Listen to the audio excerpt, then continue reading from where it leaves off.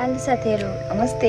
Welcome back to my channel. म फेरि पनि आइसकेँ तपाईँहरूको सामने नयाँ भिडियो एन्ड भ्लग लिएर। साथीहरू, आज म छुट्टै खालको भिडियो बनाउँछु भनेको छु। म गाउँमा आएको छु, घरमा आएको छु। हेर्नु वातावरण, यहाँको वातावरण यस्तो छ। यहाँ बटो सुकिरहेको छु, गाउँमा छु। आज म काँक्राको खल्ती अचार बनाउन गइराखेको छु। म काकालीमा जाँदैछु, यता लानु पर्दैन है, टिप्न जाँदैछु साथीहरू।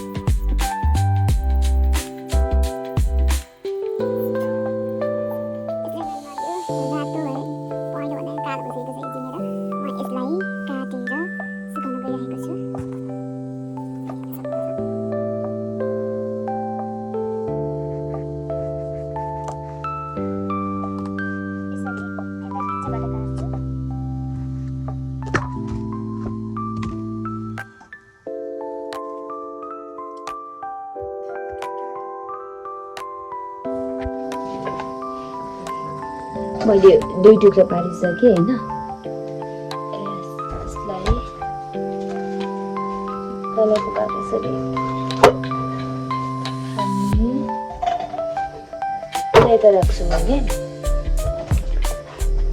काँक्राको खल्ती अचार कस्तो बनाउनुपर्छ, यसलाई तिते बनाउनुपर्छ है। तिते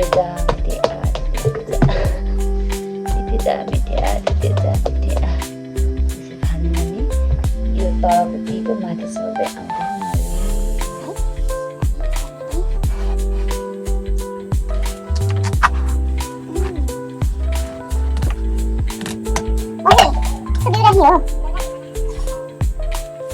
यसको बिउ राखेपछि पाकेको फुटेको छ नि त, बिउ राखेपछि अर्को सालपछि यही रोप्न हुन्छ।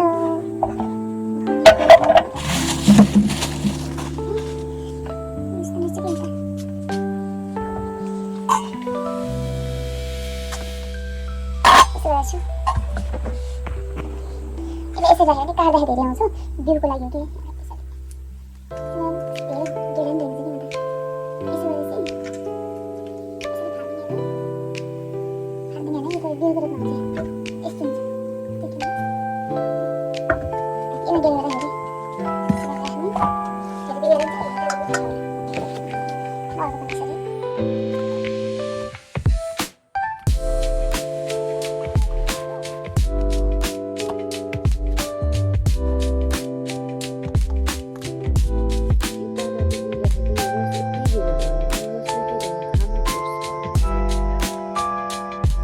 बुढी चाहिँ राख्नु हुँदैन कि कति पनि नगद दिइदिन्छ अरे।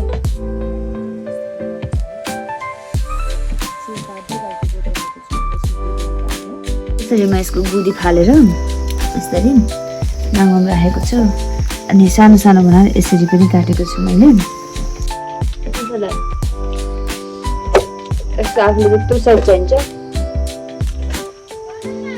प्रायः यत्रो साइज बनाउँछु।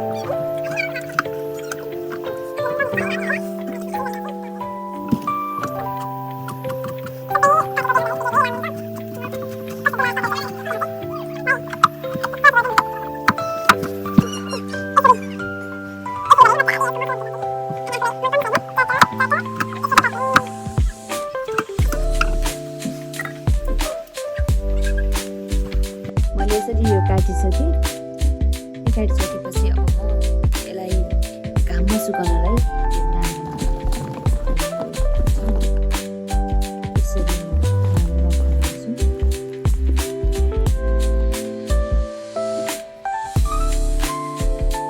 अनि म सुकाउन जान्छु घाममा 2-3 घन्टाको लागि घाममा सुकाउँछु। यसमा धेरै पानी हुन्छ नि त, त्यही भएर म यसलाई घाममा सुकाइदिन्छु। यसलाई लिएर जान्छु घामतिर।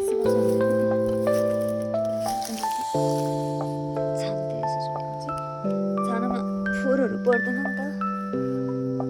म यसरी यसलाई यहाँ घाममा यसरी बिर्सुन्छ अनि अचारको लागि रेडी हुन्छ। गाइस एकदम आनन्द छ, गाउँको बसाइ एकदम मजा छ।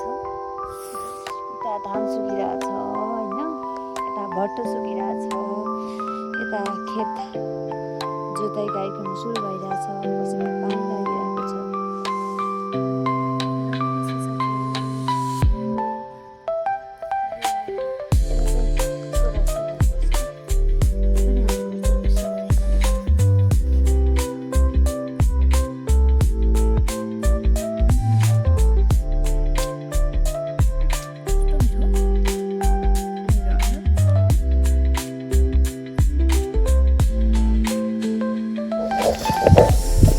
म खुर्सानी टिप्नु जाँदैछु होइन। डल्ले खुर्सानी टिप्छ है, हरियो डल्ले खुर्सानी एकदम अचार टेस्टी बनाइदिन्छ कि। टेस्टी बनाउँछ नि, हरियो पनि छ अनि आलुको पनि छ कि। कुन चाहिँ राख्दा ठिक होला है। यसरी यो डल्ले खुर्सानी सिटिसक्यो, यति बेला मलाई पुग्छ है। यति बेला आमाले पिरो काटेर खर्बी अचार हुन्छ। गाइस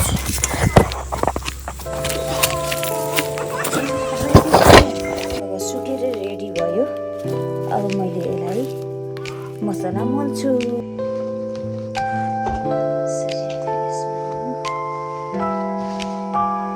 बटन राख्छु, बटन यसमा सट्टै लगाएर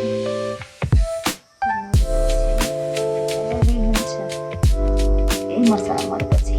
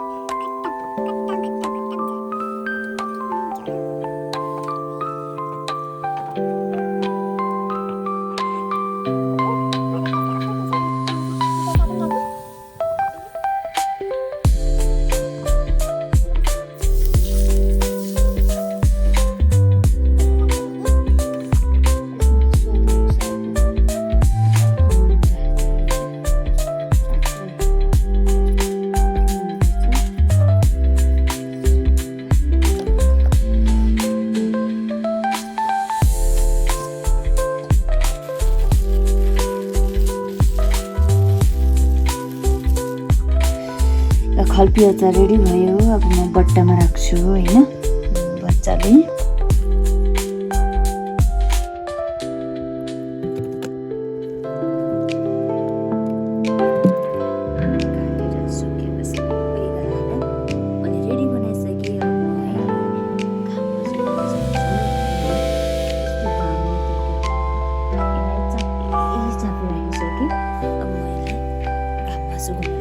मैले घाम त लागेको छैन त्यही पनि म राख्छु।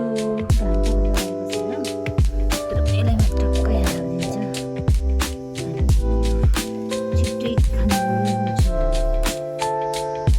फाइनली साथीहरू मैले खल्पीको अचार पनि बनाएर घाममा सुकाइसकेँ। मेरो काकाको खल्पीको अचार बनाउने तरिका तपाईँलाई कस्तो लाग्यो? जस्तो लाग्यो त्यस्तै सल्लाह सुझाव एवं प्रतिक्रिया दिनुहोला।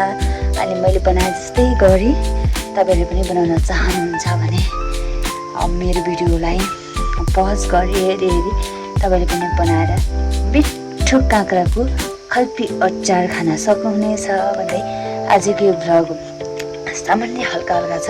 मैले बनाउन त जानेको थिइनँ, मैले अरूको बनाएको हेरेर देखेर बनाएको। जस्तो लाग्यो त्यस्तै सल्लाह सुझाव एवं प्रतिक्रिया दिनुहोला।